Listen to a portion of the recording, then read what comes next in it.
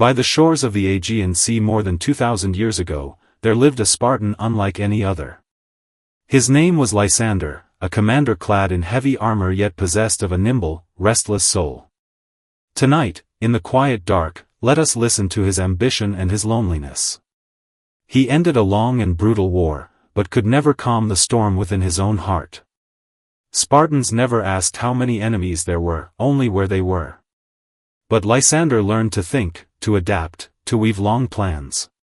He led this ancient military power to find new dominance upon the waves. Close your eyes and walk with me into a distant age of smoke and philosophy. Lysander's life was a violent collision between ambition and tradition. At his peak, he was worshipped like a god, yet in his later years he was cast aside by the era he helped shape. In this slow, gentle tale, you will meet a living, contradictory soul. May these echoes of power guide you into peaceful sleep. When the last Athenian trireme burned at Aegospotami, the entire Mediterranean fell into a deathly hush.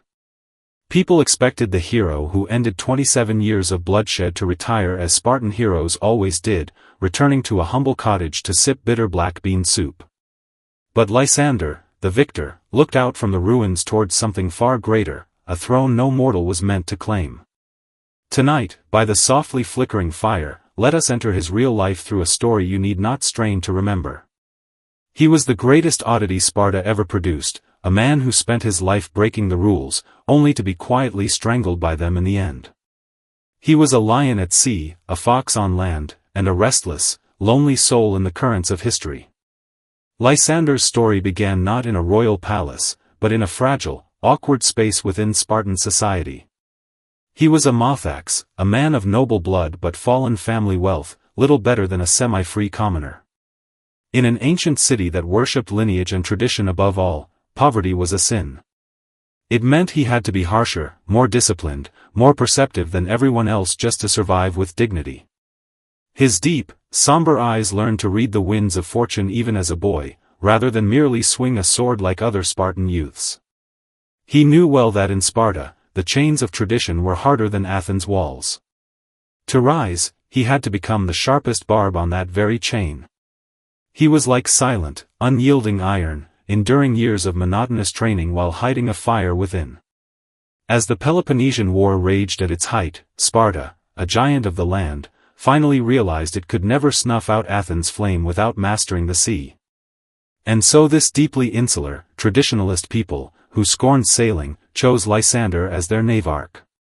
It was a turning point that would alter history. A nation that could not swim entrusted its fate to a man who understood the shifting tides of human nature better than anyone. Lysander did not rush into battle as traditional commanders did. He displayed a patience and cunning almost unheard of in Sparta.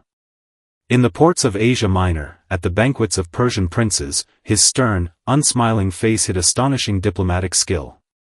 He understood war was not just clashing swords, but a game of gold, supplies, and willpower. He began to oil the rusted gears of Sparta's ancient war machine. It was 405 BC at Aegospotami. Lysander waited like a patient crocodile, watching for every flaw in the Athenian navy. The Athenians arrogantly believed Spartans could never master naval strategy. They forgot Lysander was a hunter who would surrender all dignity to reach his goal. Exploiting their carelessness during supply runs, he struck with thunderous speed. It was a one-sided massacre, and the end of Athens' golden age of glory. As magnificent triremes turned to splintered driftwood, Lysander stood on his flagship's prow, watching the sunset dye the sea red. In that moment, he did not cheer. He felt only bottomless calm, for he knew the real war had only just begun. He would not merely destroy Athens' walls, he would build a new order upon its ruins, one shaped in his own image. After victory, Lysander became the most powerful man in Greece. He installed puppet dicarchies, councils of 10, across the allied cities. On the island of Samos, they even built a temple in his honor, worshipping him as a living god, the first man in Greek history to receive such divine honors in his lifetime. This unprecedented adoration burned like fire in the hearts of Sparta's conservative elders. In Spartan values, all glory belonged to the state, the individual was only a cog. But Lysander had become a power unto himself. He returned to the modest city with chests of gold and silver, only to find these riches had become his deadliest burden. Spartan law forbade private wealth.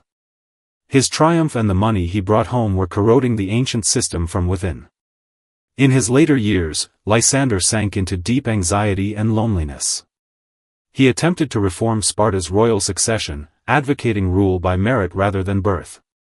Had his plan succeeded, he might have become king in truth. But it struck at the very foundations of centuries-old Spartan life. He found his once unbeatable tactics useless against the stubborn, unyielding elders. He was sent to remote fronts to suppress minor uprisings, as if the city wished to erase him from public sight. During a siege of Haliartus, the commander who had once ruled the seas was ambushed without warning. He fell among enemy soldiers, dying beside an anonymous wall, without even a final heroic word. After Lysander's death, his belongings revealed only simple, honest account books, proving he had embezzled not a single coin for himself. This ambitious, power-hungry commander had maintained the absolute purity of Spartan austerity in his private life. The irony was bitter. He brought ambition and wealth to make Sparta great, yet clung faithfully to a creed that was already crumbling around him. He was a man who moved too fast, outpacing his age, and losing his own soul along the way. The story of Lysander ends here tonight. The noise of his ambition has long blown away on the wind, leaving only the sound of waves against rock. May you find your own peace in this heavy stillness, and sleep softly, with gentle dreams.